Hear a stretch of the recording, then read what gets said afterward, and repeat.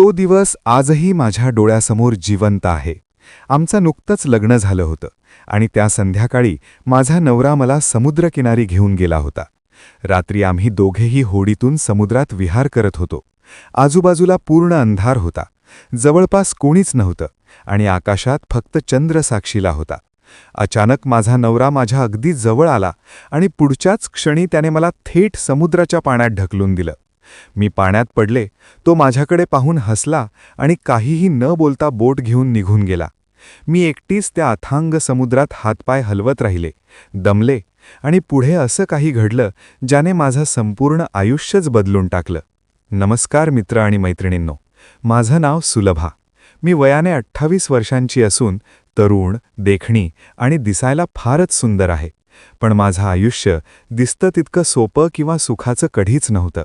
माझं बालपण फार कठीण गेलं, कारण काही वर्षांपूर्वीच माझ्या आईवडिलांचं अकाली निधन झालं होतं आणि त्या घटनेने माझ्या आयुष्याची पायाभरणीच हादरावून टाकली होती. त्यामुळे मी माझ्या काकांकडे राहायला आले होते. काका-काकींनीच माझा सांभाळ केला, मला मायेने वाढवलं, माझ्या प्रत्येक गरजेची काळजी घेतली आणि समाजात मान-सन्मान राहावा, माझं आयुष्य सुरक्षित राहावं, मला कुणावर अवलंबून राहू लागू नये या उद्देशाने त्यांनी एका श्रीमंत घरात माझं लग्न लावून दिलं. त्या क्षणी मला असं वाटलं होतं की माझ्या आयुष्यात नवीन स्वप्न, नवीन आशा आणि नवीन सुरुवात होत आहे.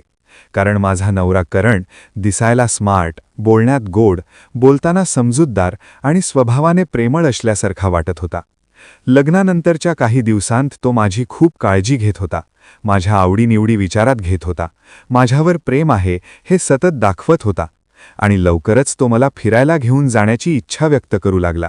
अखेर आम्ही दोघे गोव्याला फिरायला आलो. गोव्याच्या निळाशार समुद्र किनाऱ्यावर तो मला फिरवत होता, प्रत्येक ठिकाण दाखवत होता.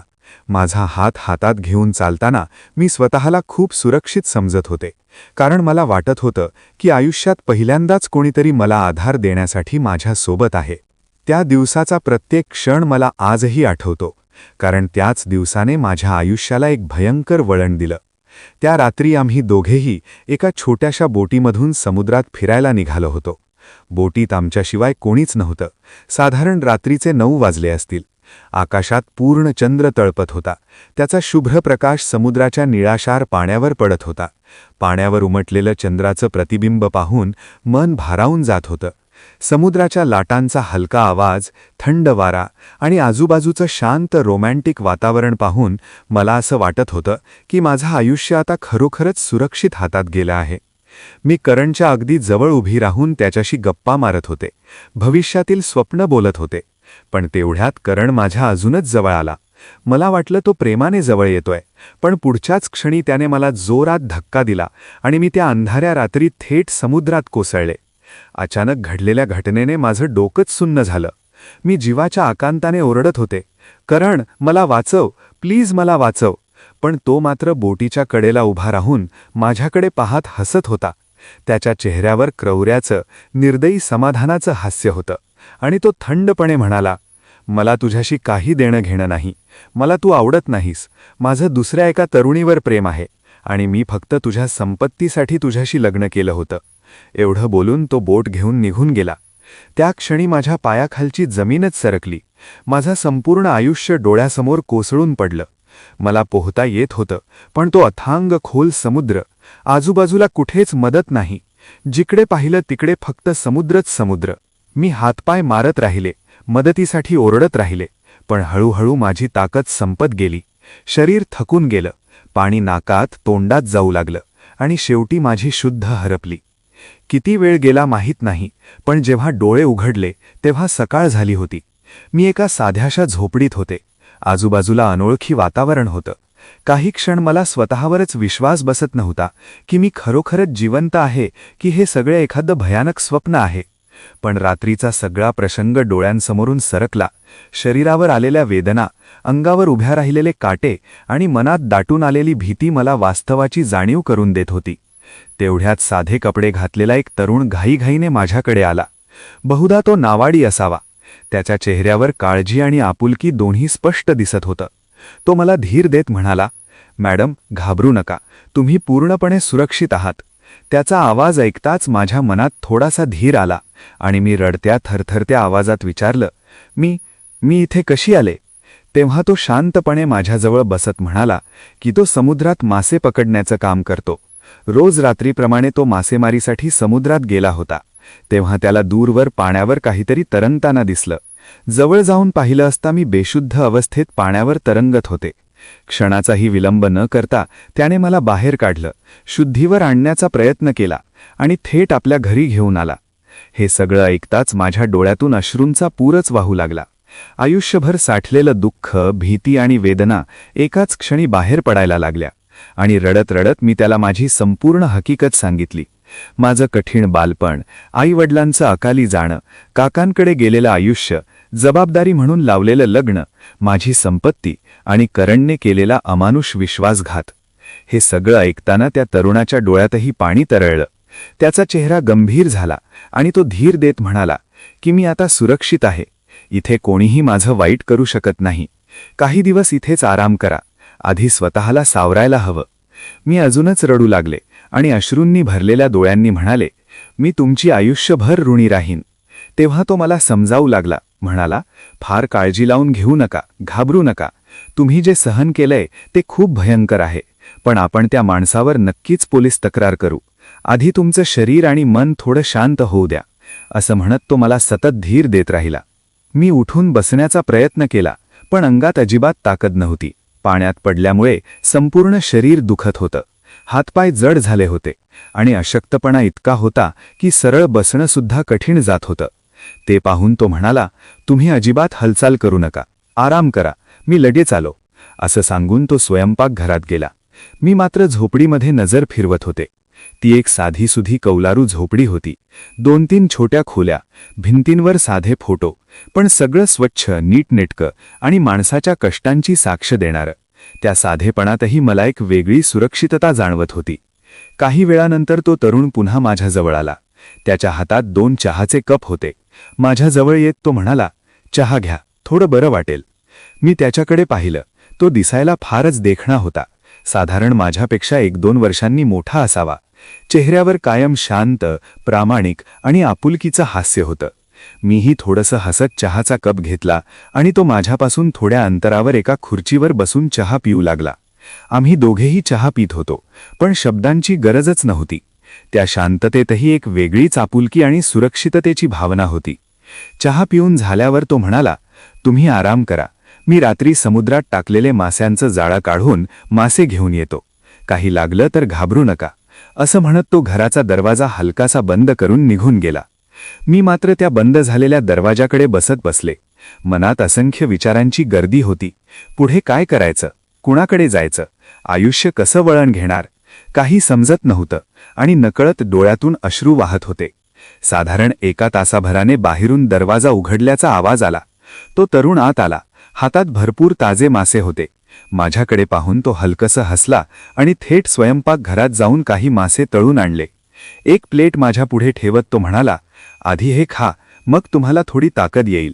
मला खायची फारशी इच्छा नव्हती, कारण मन अजूनही दुःखाने भरलेलं होतं आणि शरीर प्रचंड थकलेलं होतं, पण भूकही लागली होती. म्हणून मी हळूहळू खायला सुरुवात केली. तो तरुण शांतपणे माझ्याकडे पाहत होता.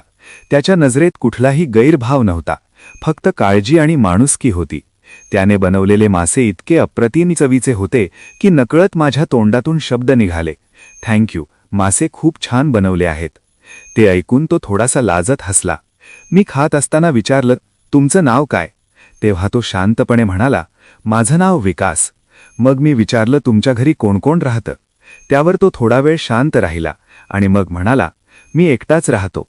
काही वर्षांपूर्वीच माझे आईवडीलही तुमच्या आईवडिलांसारखेच देवाघरी गेले. हे ऐकून माझं मन अजूनच हळवं झालं आणि मी म्हणाले, माफ करा, तुम्हाला दुखवायचं नव्हतं. तेव्हा तो सौम्य आवाजात म्हणाला, काळजी करू नका. कधीकधी अनोळखी दुःखच माणसांना एकमेकांच्या जवळ आणतं. काही वेळात माझं जेवण झालं. विकासने मला पाण्याचा ग्लास आणून दिला आणि त्या क्षणी माझ्या मनाला तीव्रतेने जाणवलं की ज्याच्याशी माझं नातं होतं, ज्याच्यावर मी आयुष्यभराचा विश्वास ठेवला होता, त्याने मला मरणाच्या दारात सोडून दिलं.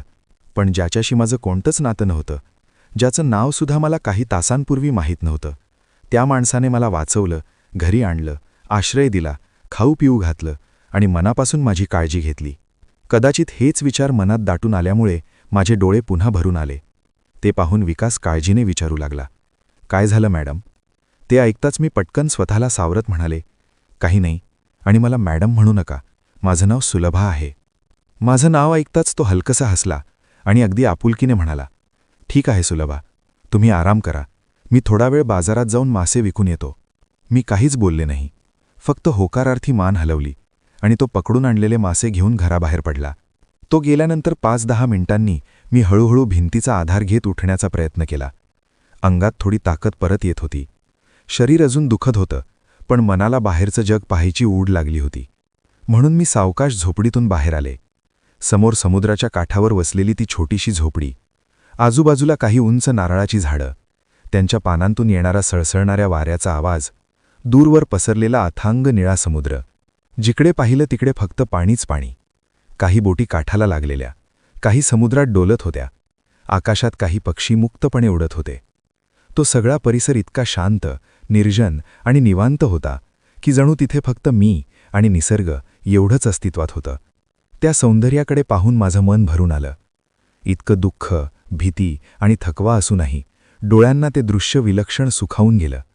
आणि समोरच असलेल्या एका मोठ्या दगडावर बसून मी बराच वेळ समुद्राकडे पाहत राहिले. लाटांच्या येण्या जाण्याबरोबर माझ्या मनातले विचारही येत जात होते. काही वेळात अचानक दुचाकीचा आवाज आला. मी वळून पाहिलं तर विकास मासे विकून परत आला होता. गाडीवरून उतरून मला पाहतच तो हसला आणि थोड्या मिश्किल आवाजात म्हणाला, अरे, तुम्हाला सांगितलं होतं ना आराम करायला? त्याच्या त्या आपुलकीच्या शब्दांनी माझं मन हलकं झालं. मी काहीच उत्तर न देता शांतपणे घरात गेले. तेवढ्यात त्याच्या हातातली एक पिशवी माझ्या नजरेस पडली. तो ती पिशवी माझ्याकडे करत म्हणाला, घ्या हे. मी थोडी गोंधळून विचारले, यात काय आहे? तेव्हा तो अगदी साधेपणाने म्हणाला, तुम्हीच उघडून पहा. आणि जेव्हा मी ती पिशवी उघडली तेव्हा त्यात माझ्यासाठी 2 सुंदर साड्या, 1-2 साधे पण छान ड्रेस, टॉवेल आणि मेकअपसाठी आवश्यक असलेलं थोडं साहित्य होतं. पाहून माझ्या डोळ्यात पाणी तरळलं. इतकी आपुलकी, इतकी काळजी माझ्यासाठी कोणीही कधीच घेतली नव्हती. तो तरुण शांतपणे माझ्याकडे पाहत उभा होता. जणू त्याने काही फार मोठं केल्याची जाणीवच त्याला नव्हती. मी भावूक होऊन म्हणाले, अहो, हे सगळं कशासाठी? तेव्हा तो अगदी साध्या निर्मळ शब्दात म्हणाला, तुमच्याकडे घालायला दुसरे कपडे नाहीत आणि माझ्या घरातही कोणी स्त्री नाही, म्हणून तुमच्यासाठी आणलं. त्याच्या त्या निष्कलंक शब्दांनी माझं मन अक्षरशः भरून आलं. मला काय बोलावं, कसं आभार मानावं, काही सुचत नव्हतं. डोळ्यांतून अश्रू ढाळत होते आणि मी फक्त पुन्हा एकदा अगदी हळू आवाजात थँक्यू एवढंच म्हणू शकले. त्यानंतर तो थकलेला असल्यामुळे थोडा वेळ झोपायला गेला, पण मी मात्र खूप वेळ जागीच बसून विचार करत राहिले की हा माणूस नेमका कोण आहे? माझ्याशी त्याचं काहीही नातं नसताना तो माझ्यासाठी एवढं सगळं का करत आहे? माझ्या आयुष्यात देवाने त्याला का पाठवलं असावं? हे कूट काही केल्या सुटत नव्हतं. नंतर मी त्याने आणलेली एक सुंदर साडी नेसली. दुपार कधी उलटून गेली ते कळलंच नाही. मी खाटेवरच बसून होते, कारण पुढे काय करायचं, कुठे जायचं, आयुष्याला कोणती दिशा द्यायची याचा काही निर्णय होत नव्हता. तेवढ्यात त्याची झोप पूर्ण झाल्यावर तो घरातून माझ्या खोलीकडे आला आणि मी नेसलेली साडी पाहून तो क्षणभर आश्चर्यचकित झाला. कारण मी आधीच दिसायला सुंदर होते आणि त्या साडीत तर अधिकच खुलून दिसत होते. काही क्षण तो माझ्याकडे नुसताच पाहत राहिला. मग लगेच स्वतःला सावरत नजर खाली घातली आणि काहीही न बोलता बाहेर निघून गेला. जाताना फक्त एक हलकीशी स्मित केली, जणू त्याने माझ्या सन्मानाची एक अदृश्य रेषा ओलांडायची त्याची तयारी नव्हती. मीही त्याच्या मागोमाग बाहेर आले आणि थोड्या थरथरत्या पण कृतज्ञतेने भरलेल्या आवाजात म्हणाले, विकास, आज जे काही तुम्ही माझ्यासाठी केलं आहे ते मी आयुष्यभर विसरणार नाही. आणि त्या क्षणी मला जाणवलं की समुद्रात बुडता बुडता वाचलेलं माझं आयुष्य आता कुठल्या तरी नव्या, अनोळखी पण सुरक्षित वळणावर येऊन उभं राहिलं होतं. आता मी निघते, असं मी म्हणताच तो माझ्याकडे काळजीने पाहू लागला आणि अगदी आपुलकीच्या आवाजात म्हणाला, सुलभा, तुम्ही अजून खूप अशक्त आहात. अशा अवस्थेत एकटीने कुठे जाणार? किमान 1-2 दिवस तरी इथेच थांबा आणि मग शांतपणे पुढचा निर्णय घ्या. त्या क्षणी माझ्या मनात अनेक विचारांची गर्दी झाली. समाज काय म्हणेल? लोक काय म्हणतील? एकटी तरुणी आणि एकटा तरुण एकाच घरात राहणं चुकीचं समजतील का? पण त्याने जणू माझ्या मनातले सगळे विचार ओळखल्यासारखे होते. कारण लगेच तो म्हणाला, तुम्ही हाच विचार करत असाल ना की मी एकटा आहे आणि तुम्ही एकटी आहात? पण जर माझ्यावर थोडासाही विश्वास असेल तर इथेच थांबा. तुमच्या सन्मानाला धक्का लागेल असं काहीही मी कधीच करणार नाही. त्याचे ते शब्द ऐकून माझं मन थोडं शांत झालं. खरं तर त्या क्षणी माझ्याकडे विश्वास ठेवण्याशिवाय दुसरा पर्यायच नव्हता. कारण ज्याच्यावर माझा हक्क होता, ज्याच्यासोबत आयुष्य घालवायचं स्वप्न पाहिलं होतं, त्यानेच मला मरणाच्या दारात सोडून दिलं होतं. आणि ज्याच्याशी माझं काहीही नातं नव्हतं, ज्याचं नावसुद्धा मला काही तासांपूर्वी माहीत नव्हतं, त्या माणसाने मला वाचवलं, घरी आणलं, आश्रय दिला, खाऊ पिऊ घातलं आणि मनापासून माझी काळजी घेतली. म्हणून मी काहीच न बोलता शांतपणे पुन्हा घरात गेले. संध्याकाळ हळूहळू उतरत होती. आकाशावर हलकासा केशरी रंग पसरला होता. काही वेळाने तो घरात आला आणि म्हणाला, मी आपल्यासाठी काहीतरी खायला बनवतो. पण मी थोड्या आत्मविश्वासाने म्हणाले, अहो थांबा, आज मी स्वयंपाक करते. आणि मग मी स्वयंपाकघरात गेले. तोही माझ्या मागोमाग आला. कुठलं साहित्य कुठे आहे ते सांगू लागला. मी मन लावून साधा पण प्रेमाने भरलेला स्वयंपाक केला. साधारण रात्रीचे 7 वाजले असतील. आम्ही दोघेही एकत्र बसून जेवलो. जेवताना तो मनापासून म्हणाला, तुम्ही खूप सुंदर स्वयंपाक बनवला आहे, मला खूप आवडला आहे. मी थोडंसं हसले. त्याचं ते साधं कौतुकसुद्धा माझ्या मनाला वेगळीच ऊब देत होता. इतक्या दिवसांनी कोणीतरी मनापासून बोलतंय, आपुलकीने पाहतंय, याची जाणीव मला सुखावून गेली. जेवण झाल्यावर तो म्हणाला, मी आता समुद्रात जाळी टाकून येतो. आणि तिथून निघून गेला. घरात मी एकटीच खाटेवर पडून होते. मनात मात्र भीतीऐवजी एक वेगळाच शांतपणा आणि सुरक्षिततेची भावना जाणवत होती. काही वेळाने तो परत आला. मला पाहून हसत म्हणाला, काळजी करू नका, आराम करा. आणि मग तो त्याच्या खोलीत गेला. खूप वेळाने मला झोप लागली आणि पहाटे डोळे उघडले तेव्हा मी अंगणात आले. हळूहळू सूर्य उगवत होता. त्याच्या कोवळ्या किरणांत छोटंसं घर, आजूबाजूचा समुद्र, पसरलेलं निळशार आकाश इतकं सुंदर दिसत होतं की क्षणभर मला माझ्या आयुष्यात घडलेल्या सगळ्या वेदना विसरायला झाल्या. काही वेळाने विकासही उठून आला. तो माझ्यापासून थोड्या अंतरावर उभा राहून तोच निसर्ग पाहत होता. मी नकळत म्हणाले, निसर्ग किती सुंदर आहे, नाही? तो हसत म्हणाला, हो, मला रोज पाहायला मिळतं, तरीही तो कधी कंटाळवाणा वाटत नाही. असं आमचं थोडंसं बोलणं झालं. त्यानंतर तो म्हणाला, मी समुद्रात मासे पकडायला जातो. तेव्हा मी थोडीशी संकोच पण आतून ओढ वाटत असल्यामुळे विचारलं, मी येऊ का? त्याने माझ्याकडे पाहून एक छोटीशी आश्वासक स्मित केली आणि चला असं म्हणाला. मी त्याच्यासोबत समुद्र किनाऱ्यावर गेले. आम्ही दोघेही बोटीत बसलो आणि बोट हळूहळू समुद्राच्या दिशेने पुढे सरकू लागली. जसजसं बोट खोल पाण्यात जात होती तसतसं समुद्राचं सौंदर्य अधिकच खुलत चाललं होतं. पाण्यावर पडलेल्या सकाळचा कोवळा सूर्यप्रकाश, समुद्रात विहार करणारे मोठे मोठे मासे, थंड वाऱ्याची झुळूक आणि त्या सगळ्या पार्श्वभूमीवर एका अनोळखी पण आपुलकी वाटणाऱ्या तरुणासोबतचा तो शांत प्रवास मला विलक्षण सुंदर वाटत होता. विकास रात्री टाकलेलं माशांचं जाळं सावकाश गोळा करत होता. एकामागून एक मासा त्या जाळ्यात अडकत होता. काही वेळातच भरपूर मासे मिळाले आणि त्या क्षणी मी त्याच्याकडे नुसतीच पाहत राहिले. कारण त्या अथांग निळाशार समुद्राच्या पार्श्वभूमीवर तो अधिकच देखणा, शांत आणि आपलासा वाटत होता. जणू माझ्या उद्ध्वस्त झालेल्या आयुष्याला निसर्गाने आणि नियतीने हळूच एक नवं, अनपेक्षित वळण दिलं होतं. आज मला आयुष्यात पहिल्यांदाच इतका प्रचंड खोल आणि मनापर्यंत पोहोचणारा आनंद जाणवत होता. काही वेळातच आम्ही पुन्हा त्या छोट्याशा साध्या झोपडीवर परत आलो आणि त्या क्षणापासून माझं मन जणू एखाद्या ओझ्यापासून मुक्त झाल्यासारखं पूर्णपणे हलकं झालं. मी खूप खुश झाले. पण त्या आनंदाच्या लाटांमध्ये माझं मन नकळत माझ्या पूर्वीच्या आयुष्याशी आणि आत्ताच्या आयुष्याशी तुलना करायला लागलं. तिथे माझ्याकडे सगळं होतं. पैसा होता, मोठं घर होतं, समाजात मान होता, नातं होतं. पण तरीही मी आतून किती एकटी, घुसमटलेली आणि दुःखी होते. आणि इथे माझं खरं तर कोणीच नसताना, कोणताही हक्क नसताना, एका अनोळखी माणसाच्या सहवासात मी किती शांत, सुरक्षित आणि समाधानाने भरलेली वाटत होते. हे जाणवताच माझ्या डोळ्यातून अश्रू वाहायला लागले. पण ते अश्रू दुःखाचे नव्हते. ते मन मोकळं झाल्याचे, स्वतःला सापडल्याचे होते. हळूहळू मला त्या तरुणाचा, विकासचा सहवास आवडायला लागला. जवळजवळ 8-10 दिवस झाले होते आणि त्या प्रत्येक दिवशी तो माझी मनापासून निस्वार्थ काळजी घेत होता. आम्ही सुरुवातीला पूर्णपणे अनोळखी होतो, पण दिवसेंदिवस एकमेकांची ओळख वाढत गेली, संवाद वाढत गेला, विश्वास तयार झाला. तो कधीही माझ्याकडे वाईट नजरेने पाहत नव्हता. त्याच्या डोळ्यात मला नेहमीच एक वेगळीच आपुलकी, आदर, सन्मान आणि शुद्ध माणुसकी दिसायची. तो मला नेहमी प्रेमळ, सुरक्षित वाटणाऱ्या नजरेने पाहायचा आणि नकळत माझं मन त्याच्यात रमायला लागलं होतं. इतकं की मला आता माझ्या नवऱ्याकडे परत जाण्याची इच्छाच उरली नव्हती. दिवस सरकत गेले आणि साधारण 1 महिना उलटून गेला. तेव्हा मला स्पष्टपणे जाणवलं की माझ्याही मनात विकासबद्दल एक वेगळी खोल आणि खरी भावना निर्माण होत आहे. तो दिसायला साधा असला तरी त्याचं मन फार सुंदर, प्रामाणिक आणि स्वच्छ होतं, आणि तेच मला सर्वात जास्त भावत होतं. त्या दिवशी संध्याकाळी आम्ही दोघेही एकत्र जेवण करत होतो. मी मन लावून छान स्वयंपाक केला होता. तेव्हा विकास हसत म्हणाला, आमचे हात अगदी जवळ होते. मी त्याच्याकडे बघितलं. तो समोरच्या समुद्राकडे पाहत होता.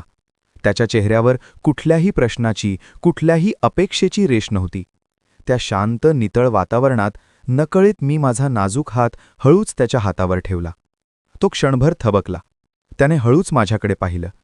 त्या चंद्रप्रकाशात आमच्या नजरा एकमेकांत गुंतल्या. त्याच्या नजरेत आश्चर्य होतं, पण त्यापेक्षा एक अपार अबोल आपुलकी होती. त्या क्षणी बोलण्याची गरजच नव्हती. आकाशात चमकणारा चंद्र, पसरलेल्या अब्जावधी चांदण्या, सभोवतालची निशब्द शांतता आणि लाटांचा तो अखंड खेळ, हे सगळं जणू आमच्या भावनांची, या नव्याने उमलत्या नात्याची साक्ष देत होतं. कितीतरी वेळ आम्ही तसे शांत बसून राहिलो, एकमेकांकडे पाहत, समुद्राकडे पाहत, चांदण्यांकडे पाहत. माझा हात अजूनही त्याच्या हातावर होता. त्याने हात हलवला नाही, उलट त्याच्या बोटांनी हळूच माझ्या बोटांना स्पर्श केला. तो स्पर्श इतका हलका, इतका नाजूक होता की जणू एखादं पाखरू आपल्या पंखांनी हातावरून गेलं. पण त्या स्पर्शातून माझ्या अंगात एक वेगळीच उबदार लहर पसरली. त्या क्षणी मला जाणवलं की मी सुरक्षित आहे, मी एकटी नाही, मला कोणीतरी समजतं आहे. तेव्हा त्याने हळूच विचारलं, काय झालं सुलभा? त्याचा आवाज इतका हळू, इतका मृदू होता की तो जणू वाऱ्यात विरघळला. मी थोडा वेळ थांबले. हे शब्द माझ्या मनात खूप दिवस घोळत होते. ते आता बाहेर यायची वाट पाहत होते, पण ते सांगताना भीती वाटत होती. हा सुंदर क्षण मोडेल की काय? हे सध्याचं शांत, सुरक्षित नातं बदलेल की काय? पण मनातली भावना इतकी तीव्र होती की ती रोखून धरणं अशक्य होतं. मी त्याच्याकडे पाहिलं आणि थोड्या थरफरत्या पण ठाम आवाजात म्हणाले, खरं सांगू? त्याने होकारार्थी मान हलवली. त्याच्या नजरेत कुतूहल होतं, पण त्यापेक्षा एक धीर देणारी, ऐकून घेणारी तयारी होती. ते पाहून मी मनातलं सगळं बोलून दाखवलं. सगळं. तो प्रसंग, ती रात्र, ती भीती, तो विश्वासघात. मला कोणीच आधार नसताना तुम्ही मला आधार दिलात. ज्याच्यावर मी पूर्ण विश्वास ठेवला, ज्याच्यासोबत आयुष्य घालवायचं स्वप्न पाहिलं, त्यानेच मला मरणाच्या दारात सोडून दिलं. पण तुमच्याशी माझं कोणतंच नातं नसताना तुम्ही मला समुद्रातून बाहेर काढलं, माझा जीव वाचवला, मला सावरलं, माझ्यावर विश्वास ठेवला, मला पुन्हा जगायला शिकवलं. मी तुमच्यासोबत या झोपडीत राहायला आले तेव्हा माझ्याकडे काहीच नव्हतं, ना आत्मविश्वास, ना आशा, न भविष्य. पण तुम्ही मला हळूहळू सावरलं, माझ्यासाठी कपडे आणले, मला खाऊ घातलं, माझी काळजी घेतली, आणि सगळ्यात महत्त्वाचं म्हणजे तुम्ही माझा सन्मान जपला, माझ्याकडे कधीही वेगळ्या नजरेने पाहिलं नाही. हे ऐकून तो शांतपणे म्हणाला, मग त्यात काय विशेष? हे तर प्रत्येक माणसाने दुसऱ्यासाठी केलं पाहिजे. त्याचं हे बोलणं ऐकून माझं मन अधिकच भरून आलं. या माणसाला कळतच नव्हतं की त्याने माझ्यासाठी किती मोठं काम केलं होतं. त्याला वाटत होतं हे सगळं सामान्य आहे, पण माझ्यासाठी हे सामान्य नव्हतं. हे माझ्या आयुष्यातलं सर्वात असामान्य, सर्वात मोलाचं काम होतं. मी खोलवर श्वास घेतला. माझं हृदय जोरात धडधडत होतं, पण मला मागे हटायचं नव्हतं. मला त्याला सत्य सांगायचं होतं. म्हणून मी धीर धरून थरथरत्या पण ठाम आवाजात म्हणाले, मला तुमच्याशी काहीतरी सांगायचंय, फार महत्त्वाचं. मला तुम्ही आवडता. हे शब्द बाहेर पडताच विकासचे डोळे पाणावले. अंधारातही त्याच्या डोळ्यांतील ओल चमकत होती. तो क्षणभर स्तब्ध झाला. त्याच्या चेहऱ्यावर विविध भावना उमटल्या. आश्चर्य, विश्वास बसेना, आनंद, पण त्यासोबतच कुठेतरी एक दडपून गेलेली वेदना. त्याच्या डोळ्यांतून अश्रूंची एक किनार ओसंडून वाहिली. बराच वेळ शांतता होती, फक्त लाटांचा आवाज आणि वाऱ्याची सळसळ. मग त्याने हात पुढे करून माझा हात आपल्या दोन्ही हातात घेतला. त्याचे हात थोडे थरथरत होते. तो म्हणाला, खरं सांगू? हे सांगायची हिंमत मी गेले कित्येक दिवस करत होतो, पण मी गरीब आहे, साधा मासेमार आहे. तू मोठ्या घरातली, श्रीमंत घरातली नवरी. तुझ्या आयुष्यात एवढं दुःख आलंय. मी म्हणालो तिला आधार द्यायचा, तिचा सन्मान राखायचा, पण माझ्या भावना तिच्यावर लादायच्या नाहीत. पण सुलभा, खरं सांगू? मला सुद्धा तू आवडतेस, खूप आवडतेस. त्याचे हे शब्द ऐकून माझ्या डोळ्यांतून अश्रू वाहू लागले. पण हे अश्रू दुःखाचे नव्हते. हे अश्रू होते आनंदाचे, दिलास्याचे, आणि या नव्या खऱ्या नात्याचा आनंद साजरा करणारे.